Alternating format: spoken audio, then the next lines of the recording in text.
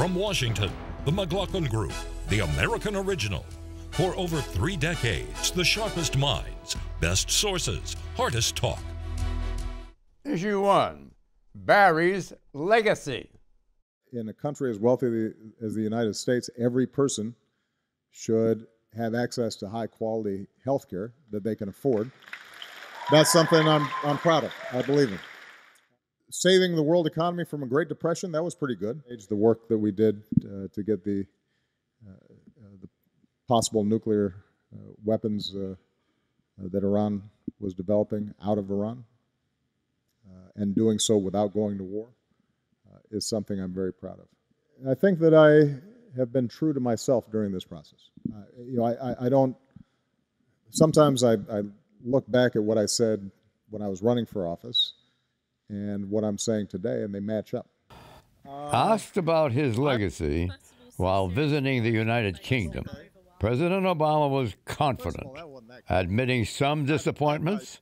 Mr. Obama noted his administration has been successful. True, Barack Obama entered office in January 2009, 7 years ago, full of optimism.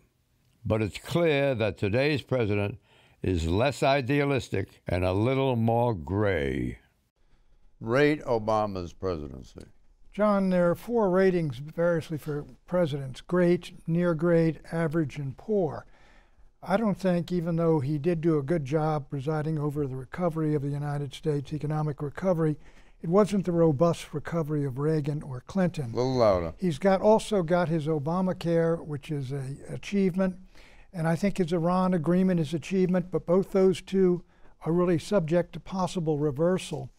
I think, though, that in giving him a rating, one of the major achievements is he's an African-American and the first African-American president. He won by 2 margins of plus 50%. On the downside as a political leader, the Democratic Party under him has been wiped out in 2010 and 2014, been reduced to what it was in the 20s. I don't think you can call him great, and I don't think you can call him near great. My guess is his friends are going to call him average, and the Republicans are going to say poor. He wanted to be a transformative president in the image of Ronald Reagan. He didn't agree with Reagan's policies, but Reagan changed the country. Barack Obama has changed the country. Politically, he has brought to the fore what's called the rising American electorate: young people, minorities, single women. Achievement-wise, he got health care for all, which is something every president since Teddy Roosevelt over 100 years tried to get and failed.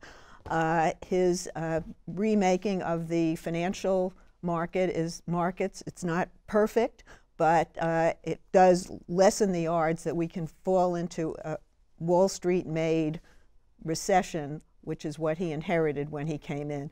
And the fact that the recovery isn't robust enough, it was a very different kind of recession that he inherited. It was created by greed and derivatives and exploitation of a housing bubble that burst. So the circumstances were very different, and I don't think he's gotten enough credit for what he did in bringing the country back.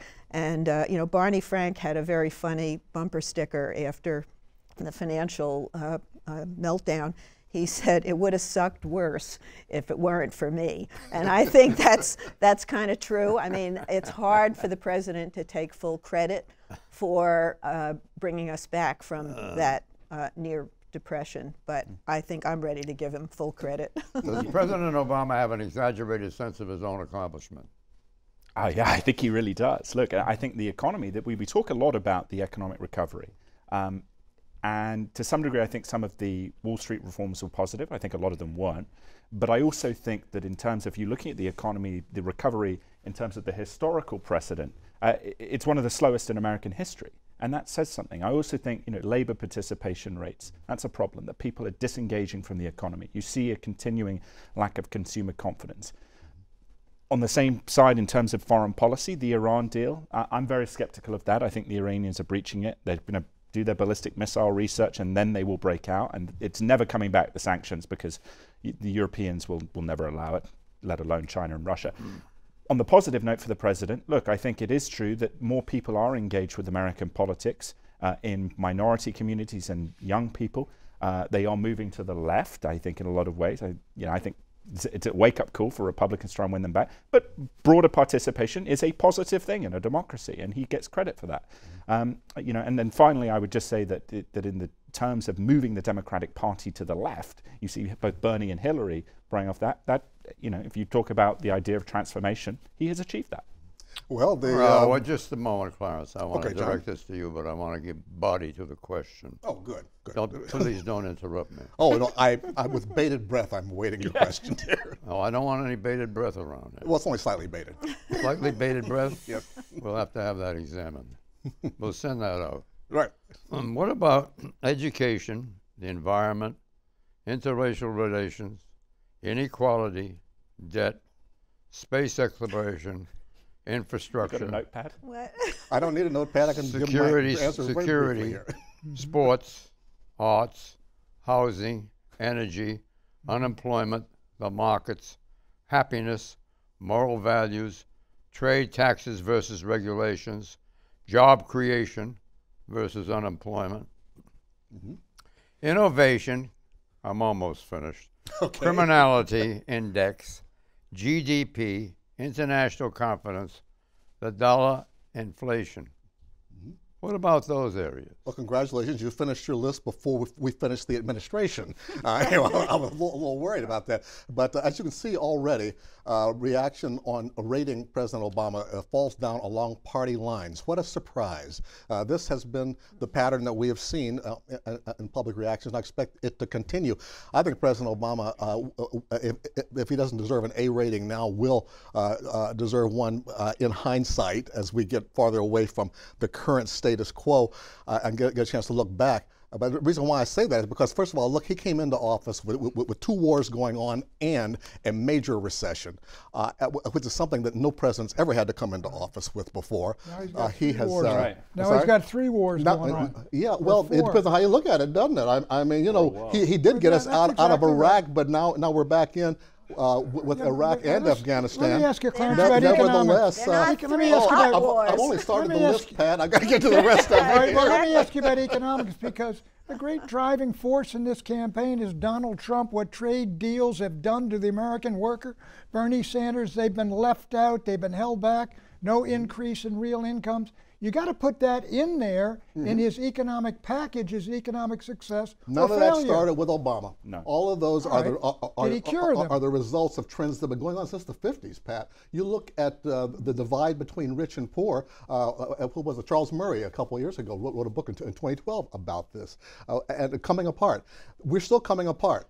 And I don't see either party really addressing this in the long range. I agree with you, but how does that say he's a success? But he's the wrong leader, wrong messenger for those issues. How is he a success? Nobody's perfect. Let Eleanor in. Because he asked me how Obama was a success. Yeah, you're having he did. You look at the issues that are popular with young people. He has gained ground on those. He also did establish a health care plan that offers health care for all.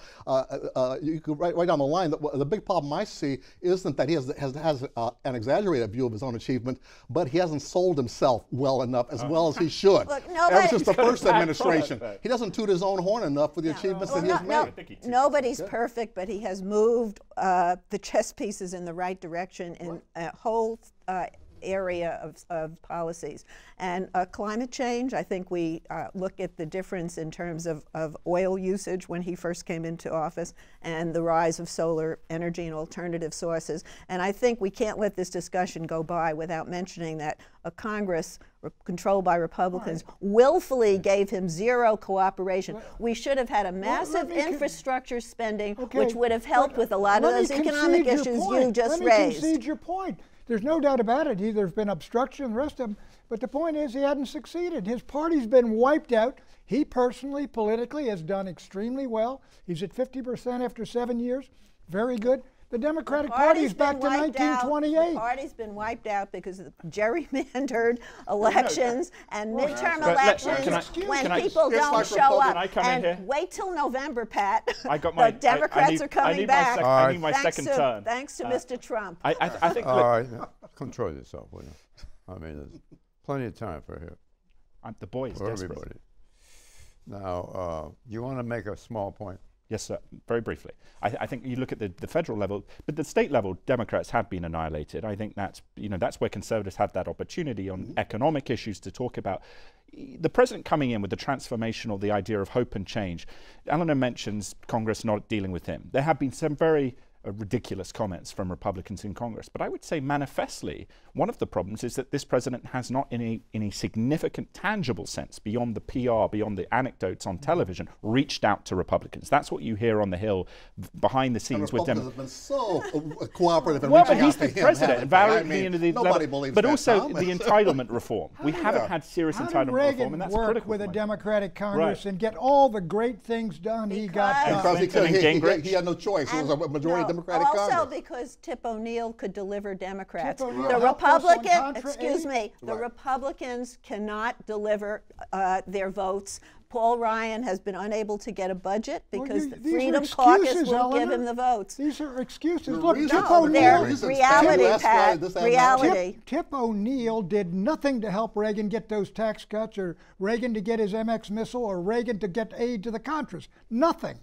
He did, Tip Tip O'Neill didn't help him. Social I Security. recall bow weevil Democrats who they were excellent. gave a lot. Yes.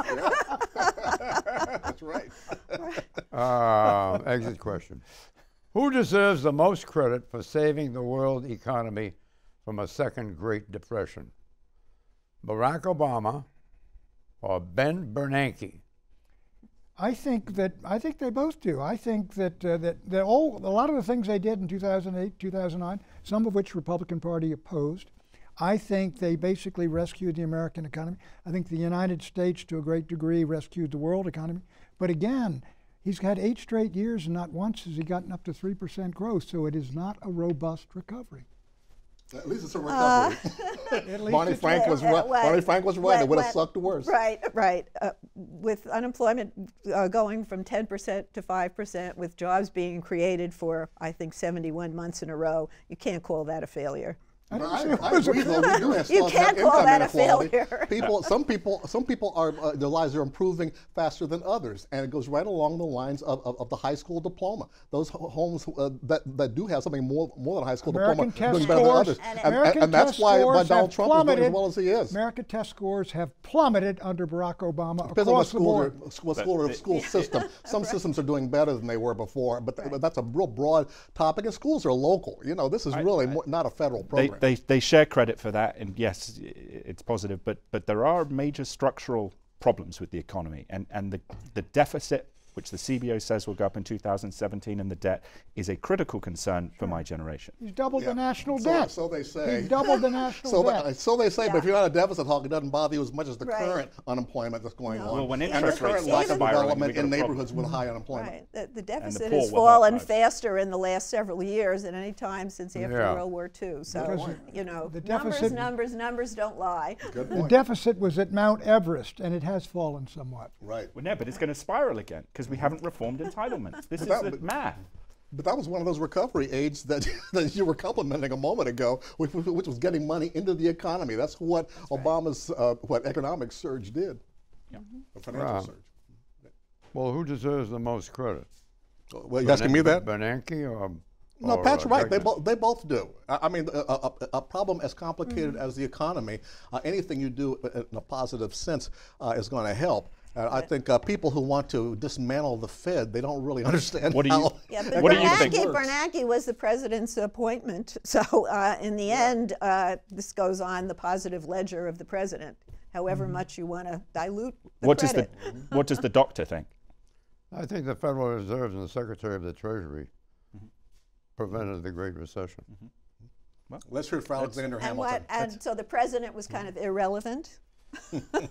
He's just a figurehead. You heard my answer. I disagree with it. Okay. Let's hear it for Hamilton. I have no doubt that you did. When we come back, conservation conservative.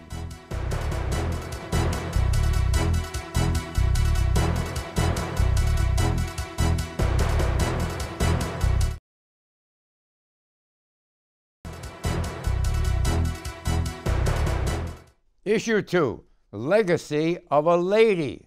First and foremost, she's the best mother I know, and my daughters are amazing because of her parenting. I am labor, she's management.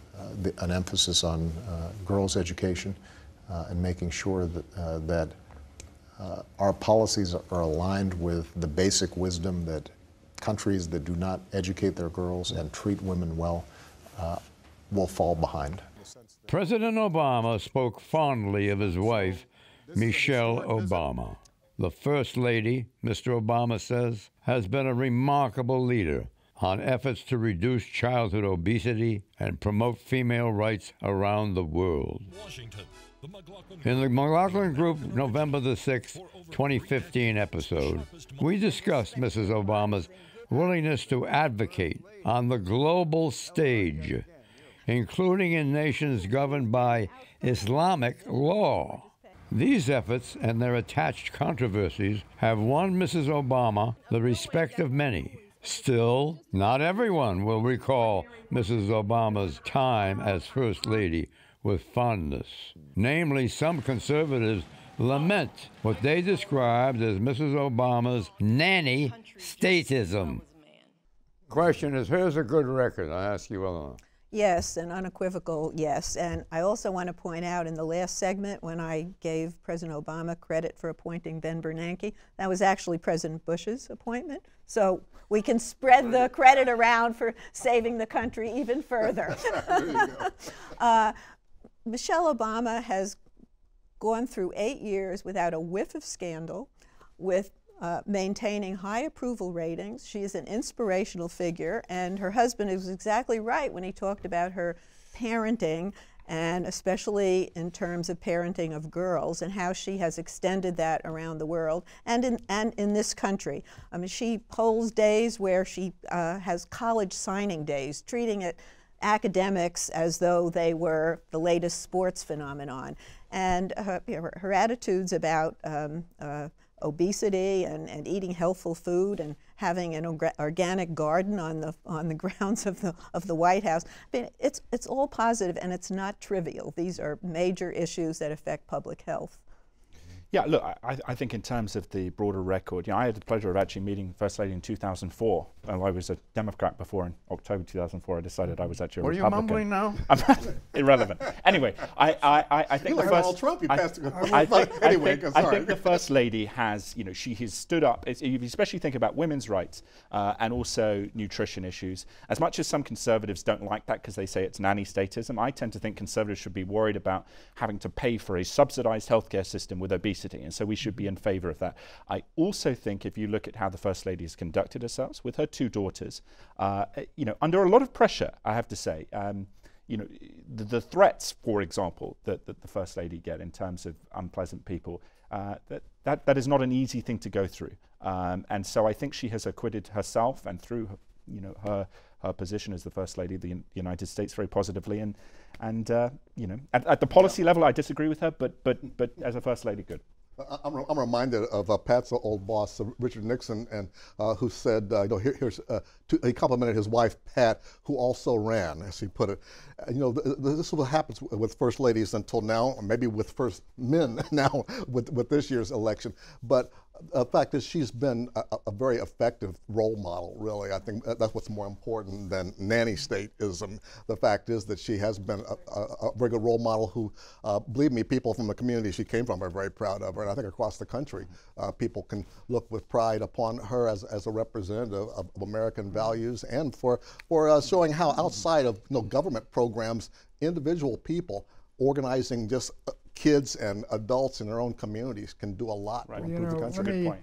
The Washington Post says President Obama, has presided over, quote, the greatest loss of electoral power for his party than any 2-term president since World War II. Well, is that part of Michelle's legacy? No, it's not. No. That's John. It is not. I mentioned that the last time, and he's been a disastrous party leader and a successful president politically. But let me go out of sorts here. I agree. I think that the president and the First Lady and their daughters have have been almost exemplary in the way they have behaved with dignity in the White House, and the president at the White House Correspondents' Dinner has got a sense of humor about things. And the First Lady, I think, I obviously don't agree with a lot of the causes as much as she does, but she has a perfect right to do that, and I think they've handled themselves with dignity. The one exception I would say, I think there's been some pretty big expensive vacations using Air Force planes that seem to me a little extravagant. But other than that, I think the president set a good example in his personal life. That's all there is to it. Well, those vacations have been to countries that we need to maintain relations We'd all with. like to go to. Well, I think you'd have to come up with some hard figures comparing it to other presidents to make the case that they've overspent. They have handled themselves with enormous grace in every area. Exit question: is it your felt intuition that Michelle Obama will take a cue from Hillary Clinton and launch her own political career post-presidency? Yes or no? My sense is she wants to get out of politics and wants to get out of here. I don't think she has any appetite for partisan politics, but they're going to stay in Washington until their younger daughter finishes high school. So when you say get out of here, it's not getting out of Washington, at least not right away. I think policy advocacy on things like women and girls' rights, but not politics. Mm-hmm. Yeah, I agree. I think that she and her husband both have a great platform to act post-White House on a number of domestic issues and international issues as well. And throughout the third world, she's already got a presence and can be very valuable. And I think she'll do that with the kids growing up. They're becoming empty nesters now. So, but I doubt that she's going to run for office. She doesn't have that instinct. That's very perceptive on your part. Thank you. However, it doesn't trade on what I thought would be your strong suit. Mm-hmm. She could start. The answer is yes. She should stay in the political arena, and she could start by running for mayor of Chicago. I think Valerie Jarrett's more likely to do that than Mrs. Obama. You're already appraising it. Sorry? You're already appraising it. You're not even giving her a chance. No, well, no, I've given her, I mean, my opinion is grounded in fact, shall we say. I've known these folks for about 20 years. We know your type, Clarence. We'll be right back with predictions.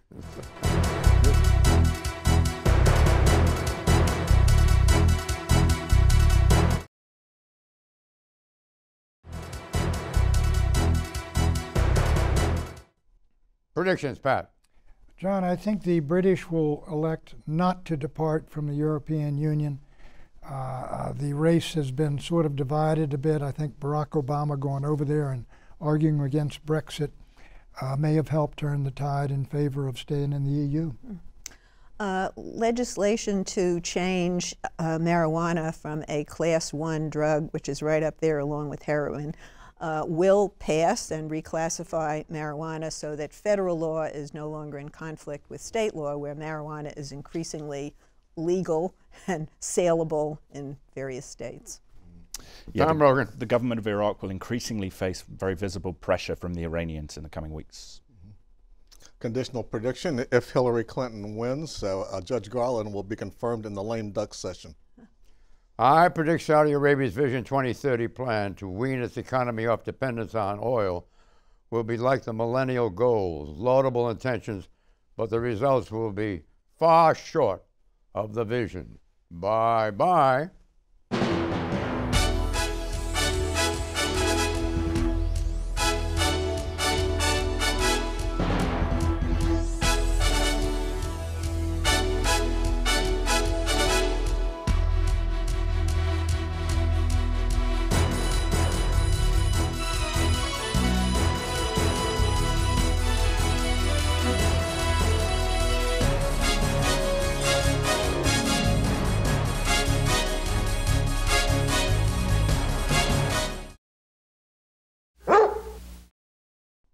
I predict Saudi Arabia's Vision 2030 plan to wean its economy off dependence on oil will be like the millennial goals, laudable intentions, but the results will fall far short of the vision. Enjoy Memorial Day weekend. Bye-bye.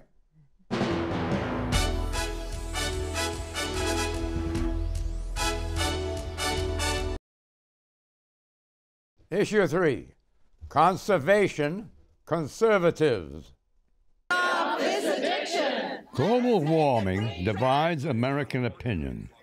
But today, many environmental scientists lament partisan battles over the causes of and best responses to global warming. They say that such battles distract public attention from other environmental concerns. And with government research grants stretched and the economy on uncertain ground, private investors are in less supply and in more demand. Making matters worse, today, some conservatives believe environmentalists are liberal first and scientists second. A new approach is needed. Writing for Opportunity Lives, Tom Rogan called for new conservative thinking on environmentalism. Quote, in return for regulatory reform that focuses on malicious abuses and not legitimate businesses, we should support the hiring of more criminal investigators to punish environmental criminality. We should also act globally, including via treaty, to protect endangered marine wildlife. End quote. Question. Is Rogan right? Well, firstly, Let's ask Tom Rogan. Thank you very much for putting the piece up there. I appreciate it. The point I was making is that on energy issues, and we've had these debates, I'm very sympathetic to the idea of fracking. I think it creates opportunities for employment, social mobility, lowering energy costs. But at the same time, fracking as an example, but Republicans have been too focused on opposing those regulatory areas from Democrats in a positive sense, but not articulating ideas beyond global warming that we could get behind and that would help the environment. And so for one example, where we see at an industrial level very bad polluting, for example, or dumping, that is something that the federal government should prioritize cracking down on, and not the small business owner, the small farmer. And the second point, in terms of you look at, for example, shark finning around the world, what the Chinese are doing, I think there's a call for momentum there because of the damage that does to the marine environment, for conservatives to get behind an effort to say this is not something that should be happening and this is something where we could come together. Pat Buchanan. John, you know, we started the EPA under Richard Milhouse Nixon and the Council for Environmental Quality, and in those days when you had buses pouring out this smoke right in your face, you had soot right there in Pittsburgh. You went down the street, it got on your clothes. Smog over LA, medical waste showing up in the beaches I used to go to as a kid. We were all united on this. The river catching on fire. Yeah, rivers catching on fire. The Potomac River polluted. I remember the headline when I was a kid.